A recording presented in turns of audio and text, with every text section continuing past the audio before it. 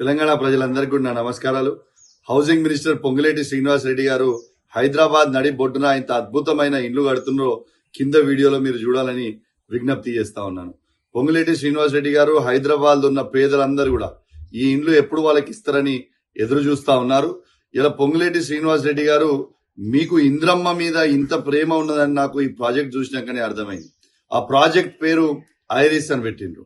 Indiramma residential integrated scheme అని పెట్టిండ్రు.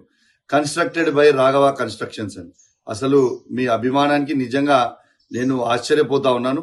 మీరు దయచేసి పొంగులేటి శ్రీనివాస్ రెడ్డి గారు ఇట్లాంటి అద్భుతమైన ఐరిస్ బిల్డింగ్ ని మా హుజరాబాద్ లో కూడా కట్టి పేదలకు పంచాలని మీకు నా చేతులు జోడించి మరీ విజ్ఞప్తి చేస్తా ఉన్నాను. తెలంగాణ ప్రజలందరికీ కూడా నా నమస్కారాలు.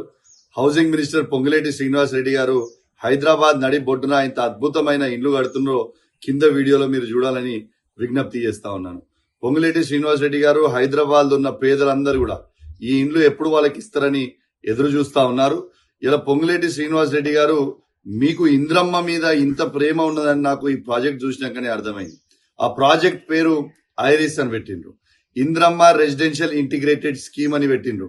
కన్స్ట్రక్టెడ్ బై రాఘవ కన్స్ట్రక్షన్స్ అని. అసలు మీ అభిమానానికి నిజంగా నేను ఆశ్చర్యపోతా ఉన్నాను. మీరు దయచేసి పొంగులేటి శ్రీనివాస్ రెడ్డి గారు ఇట్లాంటి అద్భుతమైన ఐరిస్ బిల్డింగ్ ని మా హుజరాబాద్ లో కూడా కట్టి పేదలకు పంచాలని మీకు నా చేతులు జోడించి మరీ విజ్ఞప్తి చేస్తా ఉన్నాను.